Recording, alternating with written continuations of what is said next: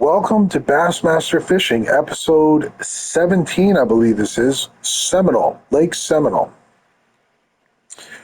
I believe this is a Georgia-Florida line lake. It's one of the DLC lakes. It's a lake where I got in the top two on the last online open. I want to share with my viewers how I did that, where I was and what I did. Any weather, any temperature, this spot should be phenomenal. So my show is always about an hour long. I try to always make it a spot where there's very largemouth bass in particular. Because I'm a competitive player, I play in the online open every month, and I try to win. I have one here. I'll show you how I did that, and I've won at Hartwell, which maybe that should be my next episode. And I'll show you basically where I went and what I did. Got the camo boat. I got a bucket hat.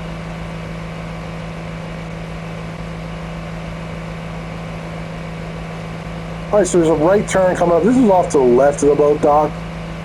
And in my opinion, these are the most effective spots. There's two. I'm going to show you two spots. I guess I'll show you spot two first. The second most effective spot that I know of to win the open.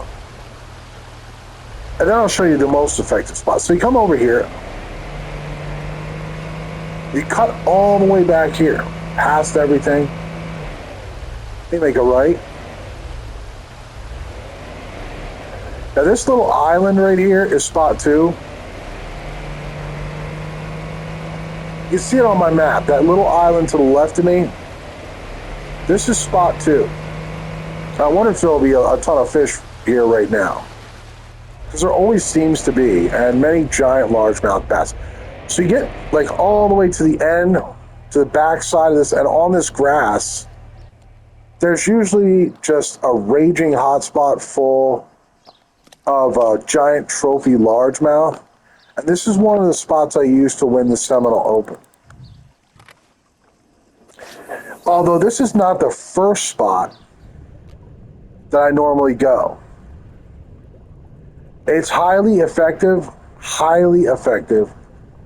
on Seminole for a giant trophy largemouth bass. See if I can get it. See if it's like stacked right now. If I could get a video of what it looks like in here when it's loaded. Yeah, here it is. And you saw that. You know, first fish besides a white bass, I guess a trophy largemouth. With a heartbeat. This is not the first place I'm going to show you, though. I do not recommend you come here first, because it seems like the other spot that I'm going to show you, my first spot, is holds bigger fish earlier.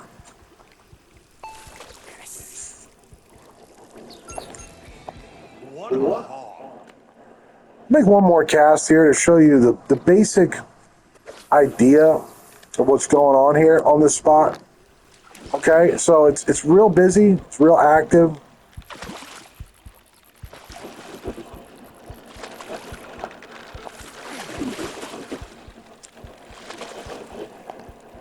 It's one of the best spots on Seminole, in my opinion. It stays pretty busy through all the hours of the tournament. You get pretty close to this grass, so you just kind of medium pitch in here. And you can see what's going on here, okay?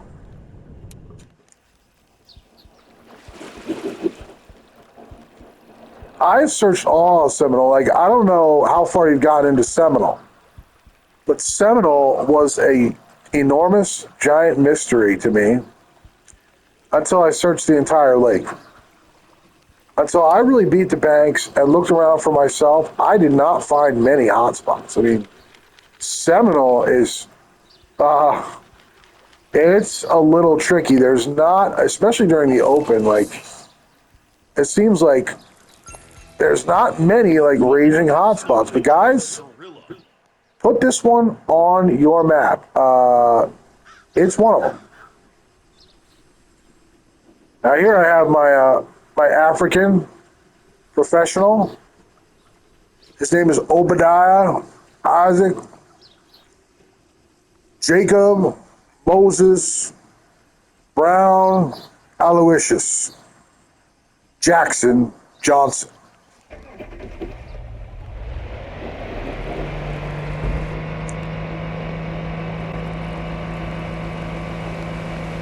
All right, this is my best spot on all of Seminole. And you saw what's going on with the spot too. This one's right down to about 100 feet away. You see on the map where this is. I set up like this to win the Seminole Open, guys. That's how effective this is. You see on my map where this is. Now, I used a Jenko swim bait and a tremor shad on a jig head, a light one that won't sink so fast.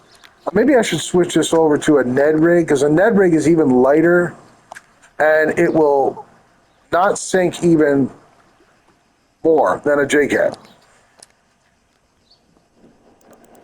And you basically pitch here, and there will be super heavyweight trophy largemouth bass. So if you want to like really compete in the Seminole Open, I mean to win, you want a winning spot, check this out. Look at this thing, okay? First bass I catch here. Now if you line up dead on that point, like parallel to that point, and you're pitching directly onto that point, you'll get nothing but small bass. But if you come to this side of the point,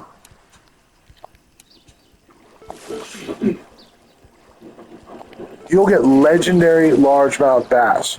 You'll get super heavyweight I'm terrible with this net. I'm the worst ever with this net, guys. You'll get super heavyweight trophy, like online open winning size, if you come on this side. Also, I want to show you one more spot that I always cast while I'm here, where I also caught woodruff, the second largest largemouth bass on the map. Let me just scooch just a little bit closer. This is where I caught woodruff. I pitched right here.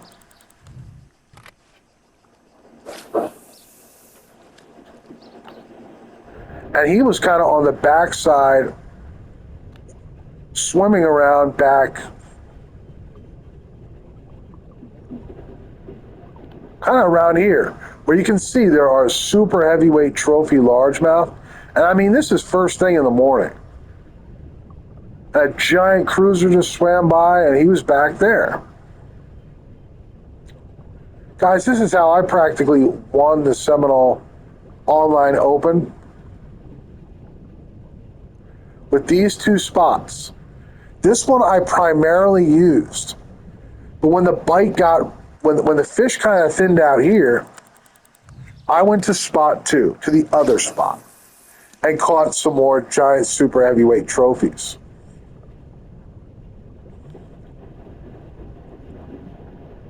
So there's my secret for Seminole. And I guess the rest of the time I'll just jaw jack about different things going on.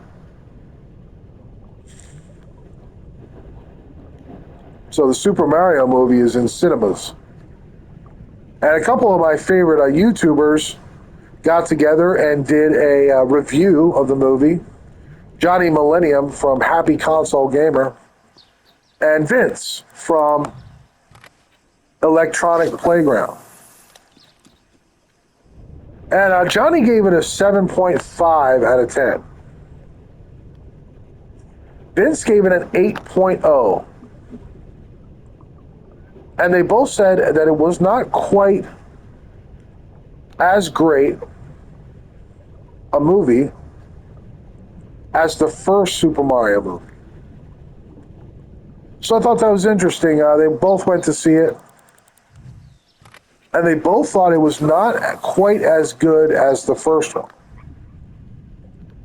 Which would stand, to reason. There's a lot of sequels that are not as favorably thought of as their original in the world of entertainment and movies. I own the first one on Blu-ray and DVD.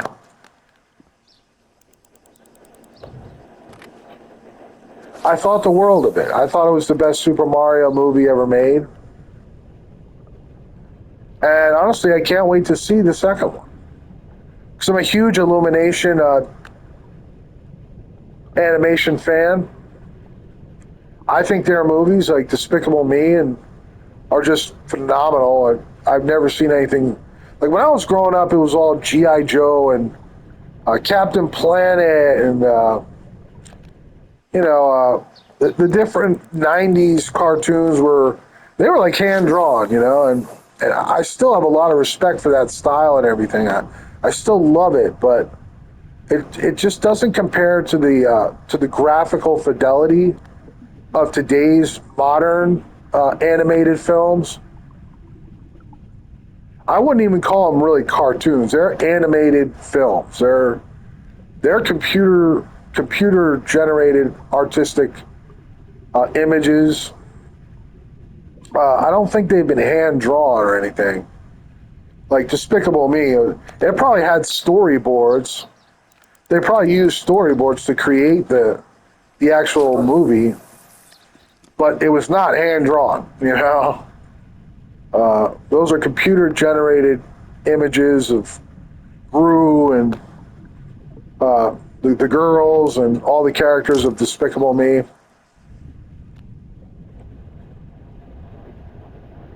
And it's just not hand-drawn cartoons anymore. It's just kind of a thing of the past.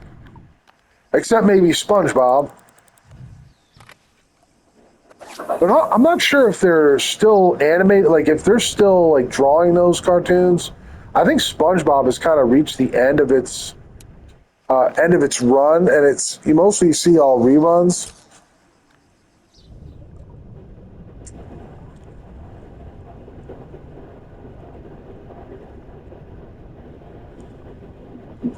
But when I was a kid, it was the 90s, 1990s.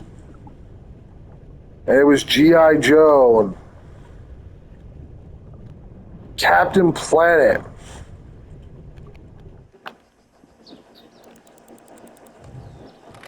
And Winnie the Pooh and the Care Bears for the girls, and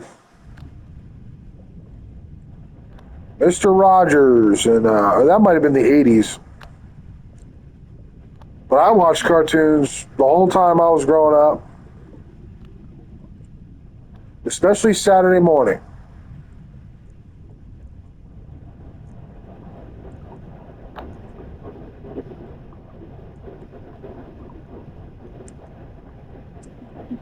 Well, I've seen a bunch of Giants, and I haven't caught any of them.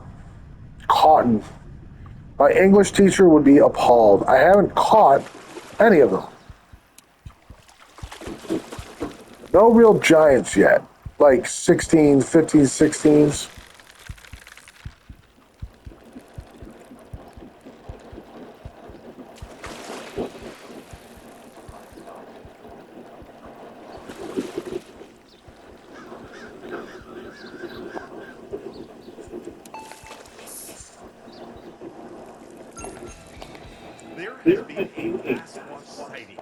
Maybe I'll switch over to the Jankelistic swim bait.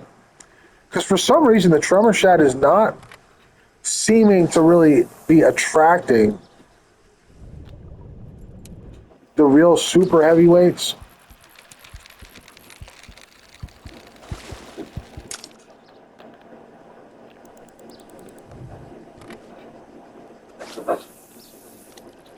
But I've been seeing them. They're here, as they always are. And I'm just convinced it's the best hotspot on all of Seminole.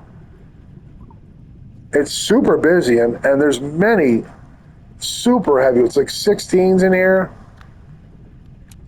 No problem. You can catch them easy here. And I'm convinced that, you really need to know some of these spots on Seminole to be highly competitive, break into the top 5 or 10.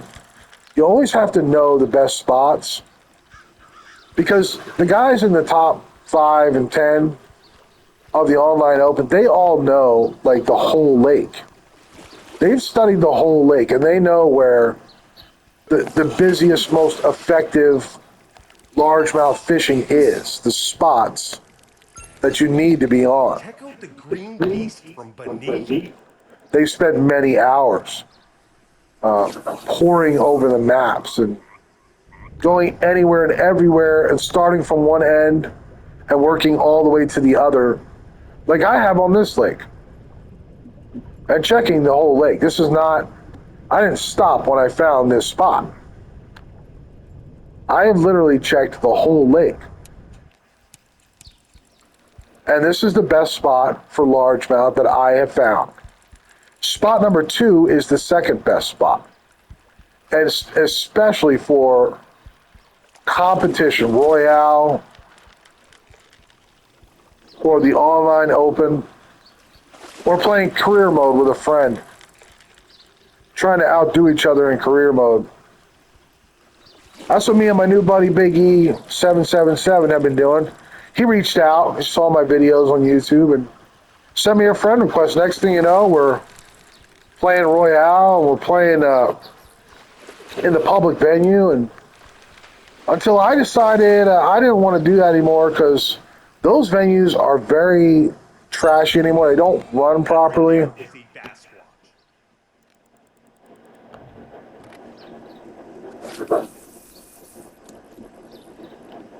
And I thought it'd be better if he played career mode and I played career mode at the same time.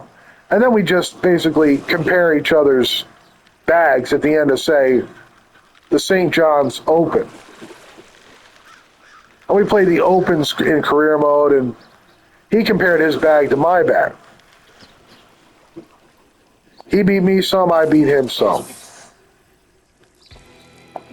What do you got?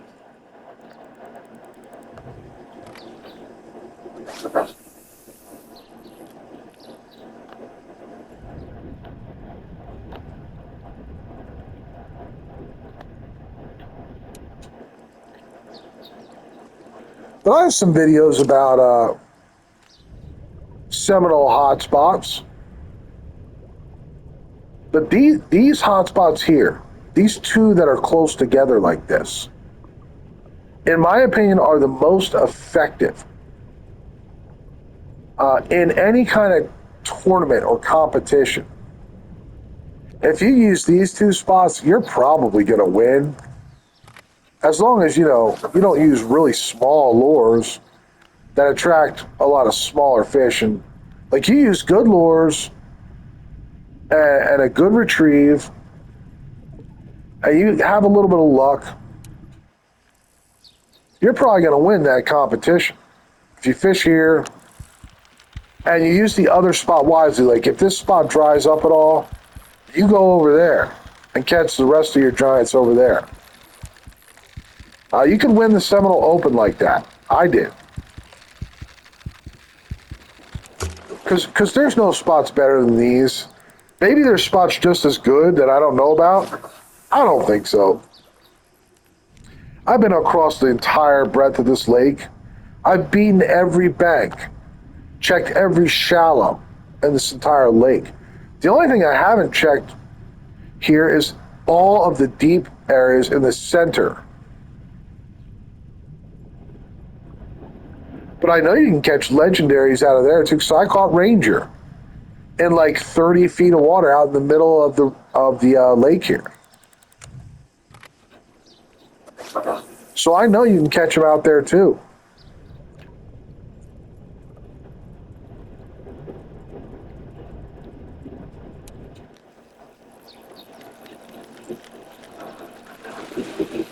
But it's constant fish here, constant.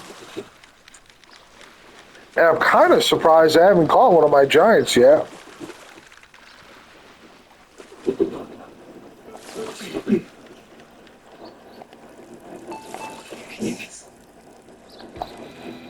Somebody caught a toad.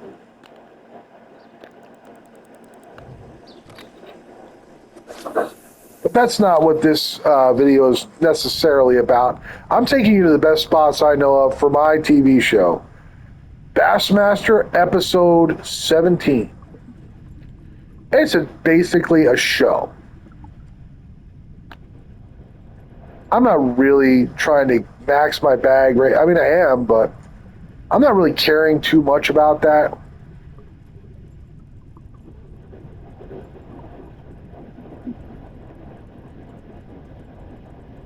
About getting a max bag in 1 hour like the Open.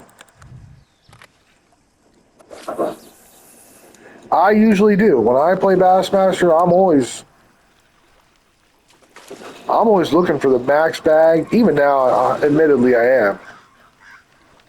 And on this lake, I'm trying to get 5 16-pounders in an hour. That's always the goal, is to win the online Open.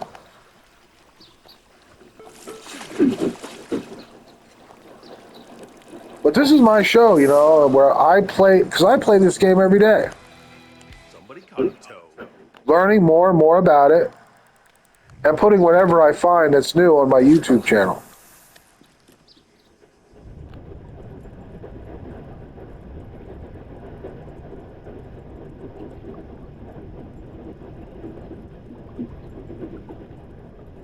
But I play so much Bassmaster, I just started thinking, well, maybe I should just put some of my average hours of like where I am and what I'm doing on YouTube, just normal episodes of like just gameplay. Because I am putting so many hours in. I mean, it's like it'd be cool if I could share that instead of just letting the time totally go to waste. And here's a big one.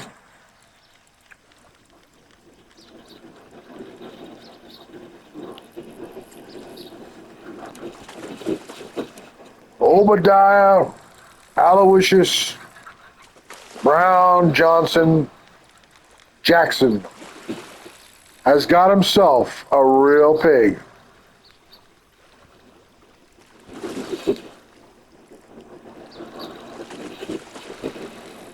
This is my first real serious monster.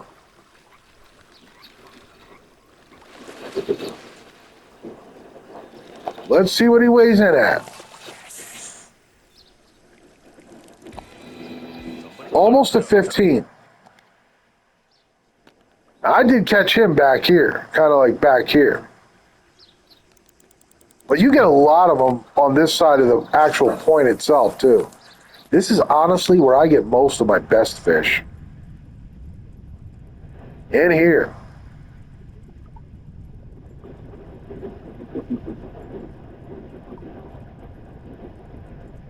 It's just miserable with like large, super heavyweight, trophy largemouth bass.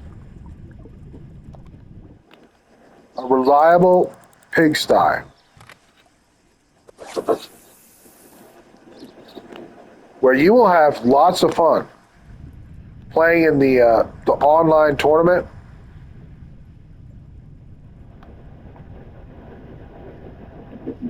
And I already know my next episode is going to be, and I might even do it today since I am playing Bassmaster a lot lately. Just maybe I'll take you over to Hartwell and show you how I won the Hartwell Open. What spots I used and what lures and things like that. I just spend a little time with my my fellow Bassmaster lovers and fans, those of us that are in the Bassmaster family that know this is the best bass game ever made. I mean, the best American bass game ever made. Fishing Planet's got some peacock bass and, South America and everything, but in America, it's all about the largemouth bass, the competitive largemouth bass fishing. That's what it's about here.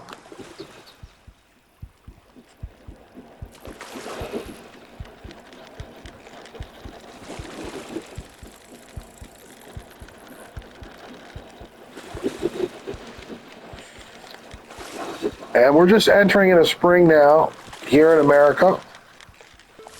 It's the beginning of April. And I turned 43 on the 16th. Check out the green beast from beneath. Ouch. I'm getting old. But not too old to appreciate a great bass video game.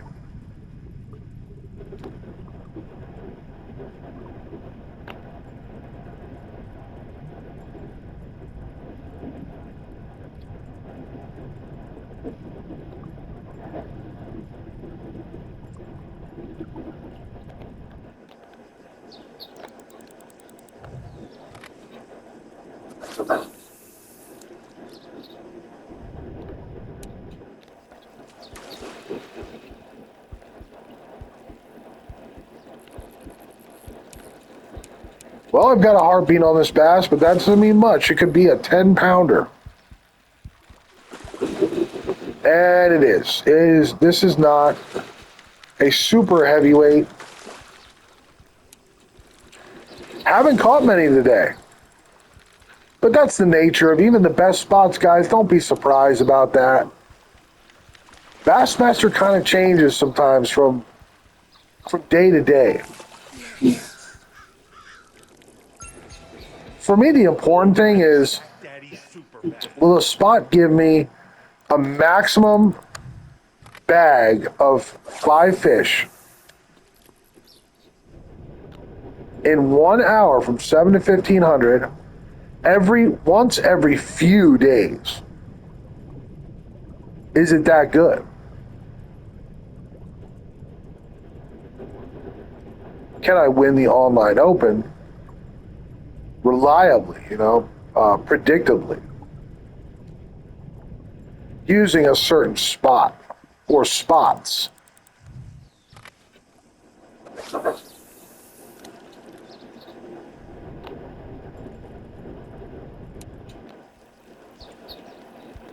It's like a big spotted here.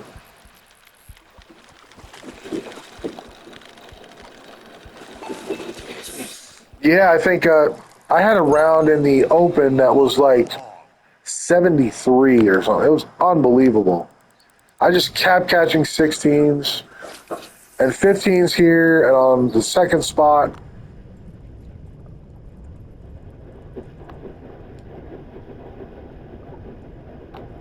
So far, my biggest fish was like a 14-10. Hasn't been a bunch of real giants today. I mean, they were probably here, but I somehow missed them. Sometimes that's just the way it goes. Like, it's funny because some of your attempts in the open, you get 3 attempts during the open, and some of your attempts, like 2 of your attempts will be just trash. You get hardly anything, and you got to quit early and everything. And then the one other attempt, you fishing on the same spot, doing the same thing, and you'll like max out your bag. You'll get 5 giant, oversized, supersized trophy largemouth. And that does seem to be the way of Bassmaster. Like, they didn't want it to be too predictable. And so they mix up your progress intentionally so you can't max out your bag every single day, like easily or predictably. And they did that, I think, to keep the game fresh. And so it had some staying power. So you just don't know what you're going to get on any particular day. You got to just go out there and give it your best shot.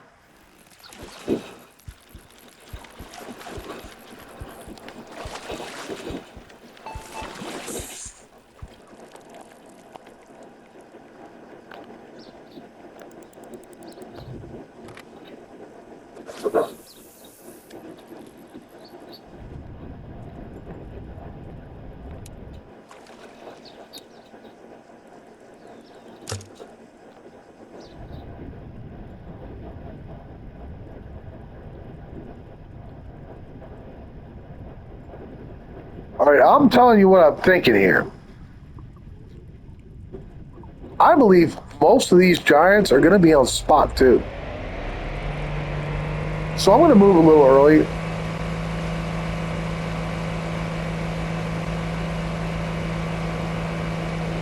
I got like 4 or 5 game out. This is where it is right there. And, you know, probably all the giants are here today. And that's just going to be a decision that you'll have to make during the open. Is that spot back there going to be on, or is this spot going to be on? And there's no way of knowing for sure until you kind of test both out. Now let's see if there's really some really super heavyweight largemouth here. You can see the nature of this spot here. It's just loaded down with like trophy largemouth bass. And it's a whole lot of fun to fish here. And it's competitive during the online open.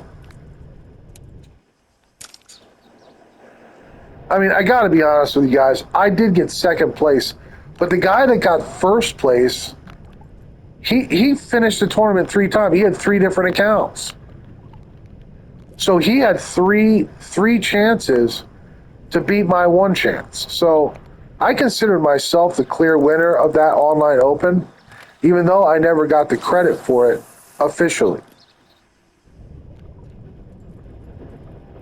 So that's kind of a confusing little situation there. I thought I probably needed to explain that.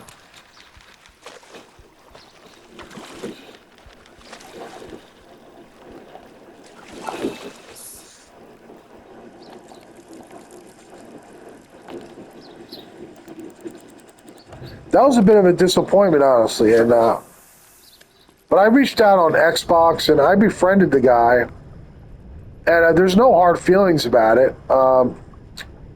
But he clearly saw himself as the winner and me as the runner-up.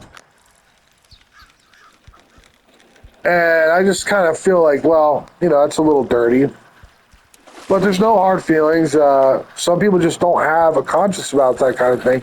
And they don't see it as cheating, and they don't feel like they've done anything wrong. And not only that, but they see themselves as the winner, and you as not being quite as good as them. So that's just something that I guess you got to put up with if you want to play the online open. It's not all about getting first or winning anyway. I mean, sure, we all want to win, but it's mostly about having a good time and like competing and at least doing well as far as I'm concerned.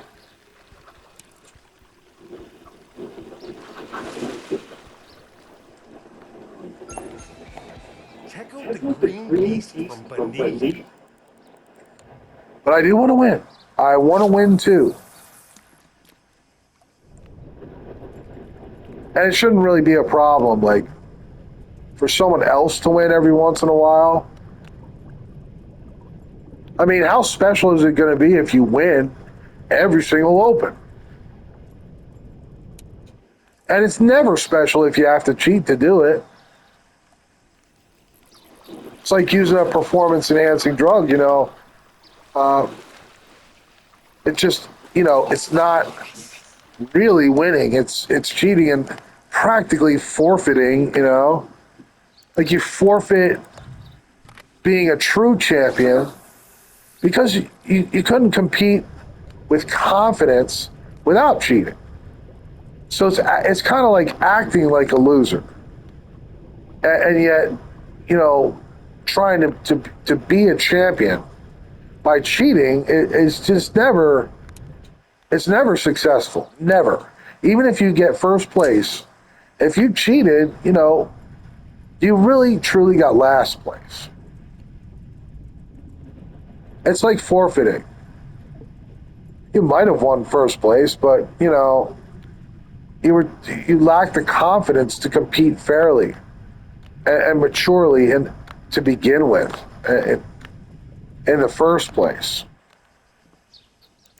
At least that's how me and many other people see like the whole issue of people entering and playing with multiple accounts and like in that way cheating. It's really not right. It's not fair to the rest of your fellow competitors. It should not be done. I understand wanting to play more. And if you do want to play with multiple accounts, you have to make a decision that before you even start and you have any results on any of those accounts, which one you're actually going to compete with. And then the other accounts you cannot finish with. You cannot play all 4 rounds of more than one account. And in my mind, it's also cheating if you play multiple accounts, but you decide which account you're going to finish with, say after round 1, and you see the results of both your accounts, and one of them's better than the other, so you decide to go with that account. In my mind, that's also cheating. And in your heart and in your mind whether you are breaking clear, undisputable kind of worldwide, game-wide kind of rules that everybody knows instinctively. If you're cheating or not. Lance Armstrong knew when he was taking those substances that he was cheating. So don't do it. If you play Bassmaster and you want to compete in the open, always play fair. Because if you win, you want it to be like legitimate. You want it to matter.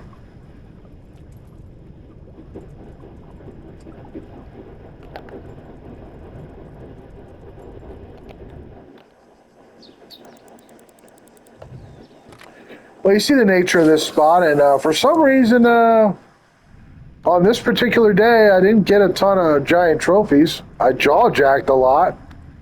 But for some reason, it is a skittish day. It's very skittish. And honestly, guys, it's almost never like this. Usually, these giant super heavyweight trophies are all very nippy, and they bite readily. And I get a giant bag, but on this particular attempt, I really got skunked. I mean, I have to admit it. But I still love Seminole. Seminole is one of my all-time favorite lakes, and I have searched the whole lake. I know Seminole like few people in the world know Seminole. I know it better than almost anyone in the whole world.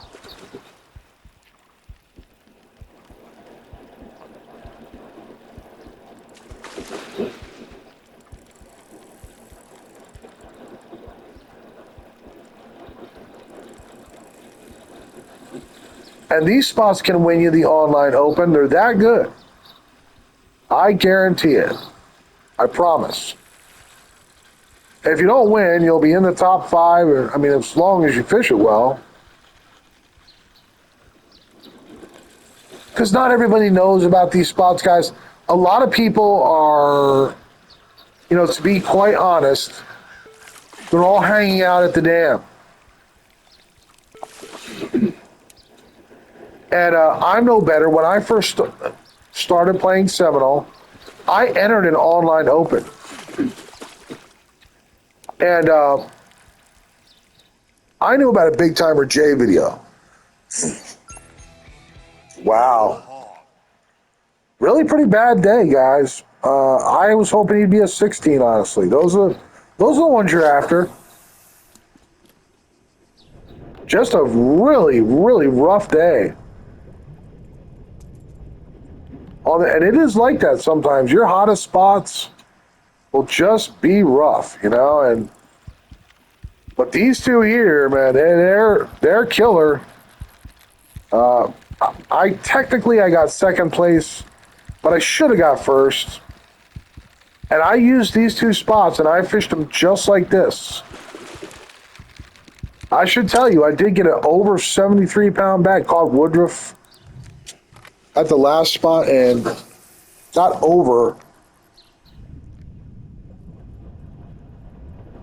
a 73. Or was it 78? Now I forget. I got like this phenomenal bag. My third round was like the best round in the entire tournament. And what I did was I fished both of these spots. I used them both. 30 minutes here, 30 minutes there. And whenever I thought I had to move, I did. Like if it got real slow and it didn't look like much, I moved to the other honey hole, and the fish were there.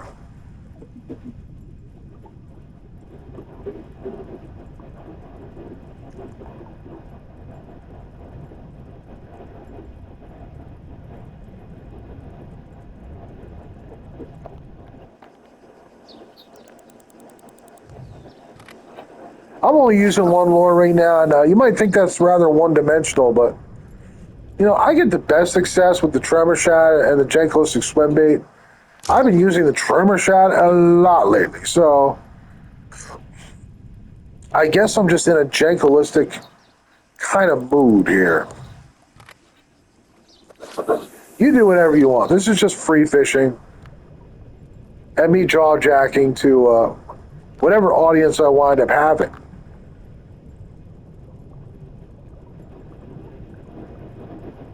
Some people do watch the show.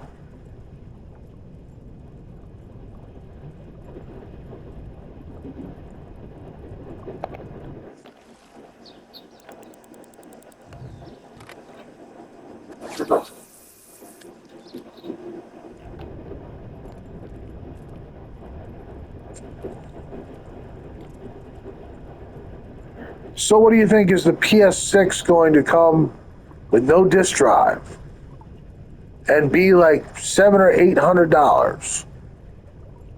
What do you think?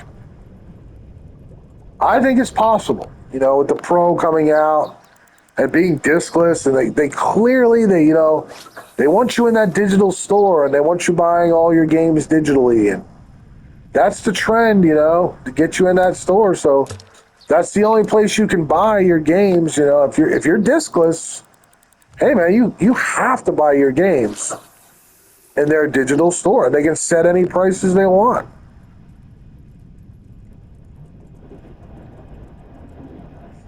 Hey, if you want to buy a brand new game that's just come out, well, there's no sale on it. Sorry, not yet. It ain't old enough. So if you want to play it now, you gotta buy it out of our digital store for full price. Where see, if you have a disk drive console, you don't have to really worry about that. You can buy things secondhand off of Facebook Marketplace or off of eBay at a discount. But you can't do that with a digital store. You can't buy any games at flea markets or pawn shops and take them home and boot them up into your console. You can't You can't lend any games to anyone else. You can't borrow any games. And you certainly cannot sell a digital game. Once you buy it, it is literally worthless. Not a physical game. Yeah, it takes a little extra work to pop it into the disk drive, but it's just more valuable than a digital game. It's just digital games have no value except for the time that you spend playing it. And in a way, those games, the digital games, they kind of cost more and more and more. More of your time, more of your time, more of your time. And the more you like the game, the more time it costs you. And you never get any money back out of a digital game for all the time you put into it. You can never sell it. Lend it, borrow it, buy it at a GameStop, buy it at a thrift store or a Goodwill, or you name the places where you can buy used discs or cartridges, and I mean, forget it. You got a digital console only, and you have to buy out of that digital store, no matter what the price is. You want to play it now? Guess what, bud? You got to pay our price. And it may just not be on sale, and hey, that's tough because you got to buy it for whatever price they want. So, all right, guys, it was a very skittish day. I didn't get many Giants, but I got second place. Should have got first in the online open using these two positions. And I wanted to make an episode of my show about it, but there's just clearly not anything coming on this particular day.